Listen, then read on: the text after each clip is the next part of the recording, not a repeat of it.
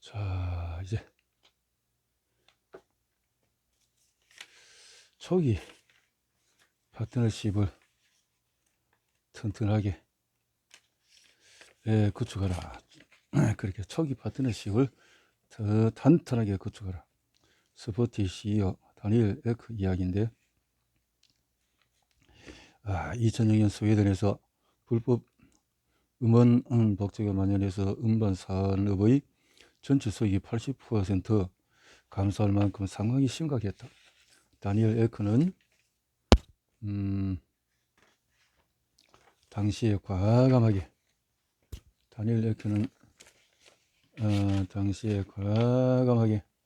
온라인 음악 스트리밍 서비스를 제공하는 사업을 시작하겠다고 결정하고, 스웨덴의 영향력 있는 음반 회사를 직접 찾아가서 전략적인 파트너십을 제안했다. 하지만 스타트업 스포티파이의 초창기에 다니엘은 힘겨운 도전을 거듭해야 했다. 온라인 스트리밍으로 음악을 자유롭게 듣는 대신에 광고를 듣는 수고로움을 감수하도록 사용자에게 요청하는 스포티파이의 비즈니스 모델은 불법 다운로드로 인해서 엄청난 타격을 받고 있던 음반 회사 입장에서 또 다른 위협으로 느껴졌기 때문이다. 다니엘 에크는 잠재적인 라이벌이면서 동시에 없어서는 안 될 협력자인 음반 회사와 신뢰를 형성하는 일이 급선무라고 판단했다. 친구이면서 동시에 적이 될 사람과 협력하는 것을 두고 다니엘은 프레너미와의 동침이라고 불렀다. 프레너미? 이놈이 적이라는 거죠. 프레너미? 다니엘은 힘들더라도 단기 손실을 감수하겠다는 각오로 음반회사의 전략적인 파트너가 되어주면 1년치 수익을 보장하겠다고 약속했다. 스케일업 이전의 초창기에는 더 나은 제품과 서비스를 만드는 것만큼이나 파트너십을 잘 구축하는 것이 중요하다. 파트너십 구축이 역시 스케일업과는 상관이 없는 일이지만 스케일업을 위해서는 꼭 해야 하는 일이기도 하다. 다니엘의 도전과 실험은 음반 산업과 스포티파이가 공존할 수 있음을 차츰 증명해 주었다. 스포티파이가 글로벌 시장의 음반 회사들로부터 신뢰를 얻기 시작하면서 투자자들도 적극적인 관심을 보이기 시작했다. 그러나 아직 방심하기에 일렀다. 다니엘은 자신이 기대하는 수준의 스케일업을 이루려면 소외를 넘어서 글로벌 시장으로 나가야 한다는 것을 알고 있었다. 그러려면 각국의 주요 음반 회사들과도 신뢰관계를 잘 형성해야 글로벌 음반 회사들의 친해지기 위해서는 시간을 투자하는 것이 성과를 거두었습니다. 기존의 음반업계는 20년지기 친구들이 모인 커뮤니티와 같았어요. 저는 천천히 시간을 두고 그들에게 다가가 신뢰를 얻기 위해서 노력했고 마침내 받아들여지기 시작했습니다. 다니엘은 기업가로서 소중한 시간을 들여서 음반 회사 대표들과 만나고 그들과 신뢰를 쌓기 위해서 수직을 보장해주고 편집자들이 선수 재생 목록을 음선하도록 했다. 돌이켜보면 그런 일들은 모두 그 자체로는 스케일업과 관련이 없는 것들이었다. 하지만 그런 일들이 회사 성패에 결정적인 초기 파트너십과 신뢰관계를 형성하고 경쟁 우위를 만들어내므로써 이후의 스케일업을 가능하게 하는 기반이 되었다.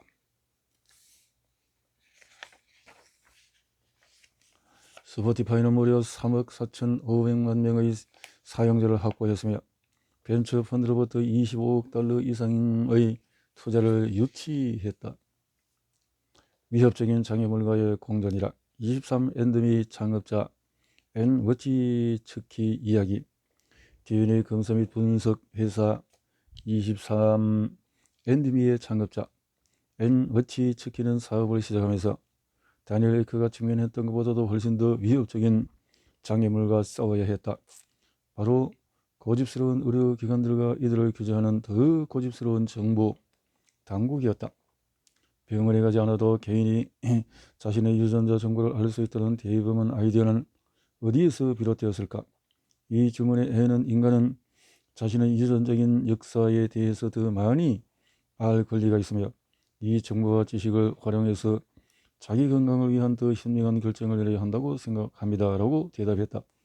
하지만 열정적이고 순간 소명의식에도 불구하고 자가 DNA 검사 키트라는 혁신적인 제품을 사람들이 받아들이도록 하는 문제는 그리 간단하지가 않았다. 처음 며칠간 키트 1000개를 판매했지만 곧 하루에 10에서 20개 판매로 확 줄어들었습니다. 안타까웠죠. 사람들은 왜 의사가 아닌 내가 비용을 내야 하죠? 검사 결과를 가지고 내가 무엇을 할 수 있죠? 라고 질문을 했습니다. 마케팅팀에서 내놓은 제안은 메시지를 바꾸는 것이었다. 23엔드미는 중요한 비즈니스 모델을 유지하면서 내 건강을 위한 정보와 지식을 얻는다가 아니라 조상을 발견하고 공유하는 즐거움을 얻는다라는 점을 강조하기 시작했다. 시장 반응에 따라서 핵심 가치를 새롭게 정의하는 것은 스타트업에서 자주 사용하는 피벗 전략인데, 이 전략은 23엔드미가 상당히 유효했다. 사람들은 자신의 뿌리에 더 가까워진다는 생각에 열광했다. 게다가 건강에 대한 정보까지 얻을 수 있다면 그것은 훌륭한 보너스였다. 하지만 여기서 끝이 아니었다. 의사들의 예상치 못한 반발에 부딪혔다. DNA 검사를 한 후에 의사에게 찾아가서 DNA 검사 결과 알게 된 건강성 위험 요소를 좀 보세요. 어떻게 해야 하죠? 라고 질문하는 사람들이 생겨난 까닭이었다. 애초에 이런 유형의 정보를 관리하는 사람은 의사들이었는데 거꾸로 정보를 들고 오는 환자들이 생겨나니 당혹스러울 만했다. 23엔드미는 환자들이 자기 건강에 대한 사전 정보를 바탕으로 질문하기 위해서 병원을 더 자주 찾는 것은 의사들에게도 바람직하다는 점을 설득하기 위해 지속적인 노력을 기울이기 시작했다. 의사들의 반발보다 더 큰 장애물은 정부 규제 기관이었다. 특히 어려운 상대는 FDA였다.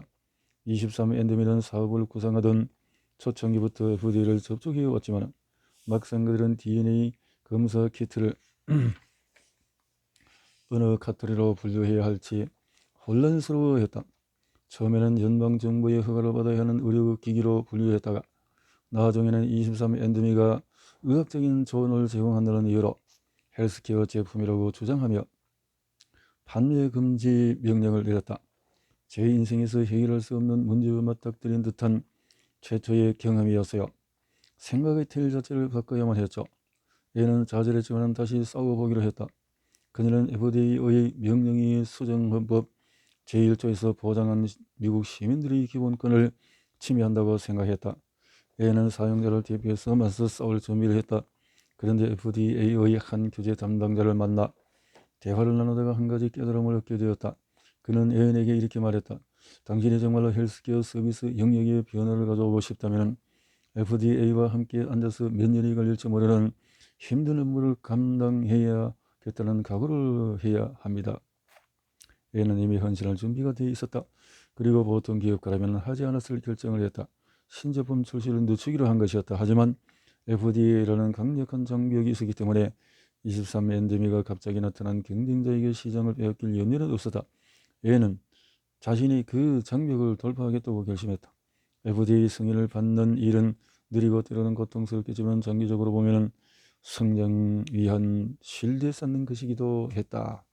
FDA와의 작업은 우리 회사를 크게 변화시켰습니다.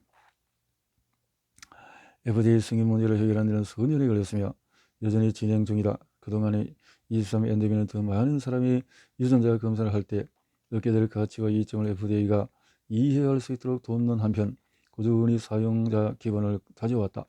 얘는 겉으로만 반짝이는 모호한 비전이 아닌 확실하고 구체적인 목표가 있다고 말했다. 제 최종 목표는 23엔드미가 사람들을 더 건강하게 만들었다는 유의미한 결과를 얻는 것입니다. 이제 겨우 시작인 것 같아요. 자, 레이드 애널리시스. 열정적인 피드백은 스케일업의 토대이다. 나는 20년 동안에 1억 명 이상의 사용자를 가진 회사로서 스케일업에 성공한 여러 기업에서 일하거나 투자해왔다. 문제는 대부분의 스타트업이 1억 명이 아닌 몇 명의 사용자에서 시작한다는 점이다. 따라서 사업 초창기는 디테일하게 챙기며 세부적인 사항에 집중하는 것이 중요하다. 당신이 세계를 얻으려는 야망을 품은 기업이라면 이 말이 이상한 조언처럼 들릴지 모르겠다. 구글의 공동 창업자 세르게이 브린과 레리 페이지도 사용자 20억 명의 검색 결과를 선수 가져다 주지 않았다. 이들은 훌륭한 서비스를 만들었고 사용자들은 또 그냥 쏟아져 들어왔다. 겉으로 보기에는 그렇다. 하지만 정확히 말하자면 그렇지가 않다. 이 두 명의 성공 기업가들은 특히 초기 사용자들에게 강박적인 관심을 기울였다. 이들은 사용자가 무엇을 하는지, 뭐라고 말하는지, 고객 전화에 응답하고 제대로 작동하지 않는 것들을 선수 고쳤다. 취업가들이 사업 초창기에 사용자 충성도를 다지거나 파트너십을 구축하고 시장의 신뢰를 얻기 위해서 했던 핸드메이드식 접근법에 관해 이야기하며 보이는 반응은 매우 흥미롭다. 그때 이를 떠올리며 웃는 기업가도 있지만 너무 따분했다고 말하는 기업가도 있다. 후자의 경우에 도와줄 사람을 비로소 채용할 날이 그런 일을 자동화한 날을 축하하기도 한다. 그러나 통찰력이 있는 기업가라면 결코 완전히 시간 낭비였다라고 말하지 않을 것이다. 오히려 지난 시간을 통틀어 가장 창조적으로 이해했던 경험으로 꼽는 경우가 많다. 그들이 들려주는 여러 경험 가운데 주의 깊게 살펴봐야 할 한 가지는 열렬한 표현이 건네지는 상세한 피드백 목록이다. 그것은 스케일로 불어가는 로드맵이라 해도 좋을 만큼 중요하다. 사실 초기 사용자로부터 매우 자세한 피드백을 받는 일은 드물지가 않다. 브라이언 처스키가 B&B 초기 사용자 집을 직접 방문했을 때 슈퍼호스트가 각종 피드백으로 가득한 노트를 들고 나타났던 것처럼 말이다. 사실 나는 이 서비스를 사랑해요. 이 서비스는 내게 너무 중요합니다라고 말하는 사용자를 만나지 못한다면 그것은 대개 일이 제대로 진행되지 않고 있다는 뜻이다. 열정적인 피드백은 당신이 제공하려는 서비스가 누군가에게 정말로 중요하다는 증거가 되어준다. 그런 피드백을 주의 깊게 경청함으로써 당신은 기하급수적으로 불어나는 사용자를 만날 수가 있다. 여전히 제품과 서비스를 새롭게 정의하면서 개선하고 보완하는 과정에 있을 때에도 이런 피드백을 받는 것이 매우 중요하다. 고층 건물을 지으려면 기초를 더 깊고 단단하게 다져야 하는 이치와 마찬가지다. 사용자 피드백은 불안정한 습지에서 높은 건물을 짓는 잘못을 저지르지 않도록 도와준다. 내 책 블리츠 스케일링은 읽은 독자들은 이 조언이 자기 모순적이라고 생각할지 모르겠다. 이 책에서 반직관적인 전략 중의 하나로 고객을 무시하라는 분명한 원칙을 제시했기 때문이다. 열정적인 고객과 1대1로 관계를 맺으라와 고객을 무시하라라는 두 메시지의 핵심은 스케일업의 기반이 될 사용자를 찾아서 집중하고 오히려 스케일업의 속도를 방해하는 사용자는 무시해야 한다는 것이다. 수백만 명의 충성스럽고 열정적인 미래 고객을 확보할 업무에 집중하려면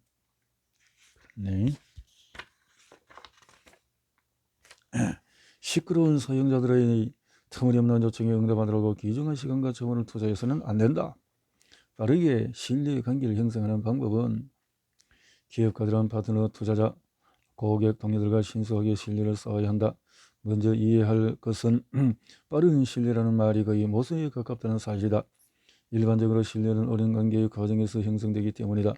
나는 사실 링크드인의 CEO 제프 와이너가 말한 신뢰는 시간이 흘러도 변치 않는 일관성이다라는 정리를 무척 좋아한다. 신뢰는 약속을 매우 일관되게 이행하고 이를 반복함으로써 쉽게 깨어지지 않는 깊고 견고한 토대가 만들어졌을 때 비로소 형성이 된다. 일관성 있는 토대가 만들어졌을 때 사람들은 우리는 당신을 믿습니다. 당신이 스스로 말한 것을 지키는 사람이라는 것을 알아요. 이번에도 그럴 것입니다. 라고 말한다. 하지만 기업가는 시간이 부족할 때가 많다. 그래서 지름길이나 다리를 찾아야 하는데 내가 아는 세 가지 훌륭한 방법이 있다. 신뢰를 쌓기 위한 첫 번째 효과적인 다리는 이미 다른 사람의 신뢰를 얻은 사람이 당신이 믿을 만한 사람이라는 점을 보증하거나 당신의 가치와 매력을 대신 전달해 주는 방법이다. 그렇게 하면 사람들은 내가 믿는 저 사람이 지지하는 것이니 나도 신뢰할 수 있겠다라고 생각한다. 두 번째 다리는 다니엘 에크가 자신의 이익보다도 음반업계의 경제적인 이익을 우선시했던 것처럼 실질적이고 대가가 큰 약속이나 보증을 하는 것이다. 당신은 상대의 이익을 당신의 이익보다도 앞에 둔다는 것뿐 아니라 정말로 돈과 시간을 투자하고 있으며 실패할 경우에 당신도 큰 손해를 입는다는 점을 확실하게 보여줘야 한다. 신뢰를 위반한 경우에 일종의 페널티로 상대에게 일정 금액을 지불하거나 동일 금액을 자선단체에 기부하겠다는 약속을 서면으로 하는 것도 방법이다. 세 번째, 다리는 철저히 투명성을 확보하는 것이다. 이 세 가지 다리는 빠르게 신뢰를 형성해야 할 때도 유효하지만 민감한 상황에서 효과를 발휘한다.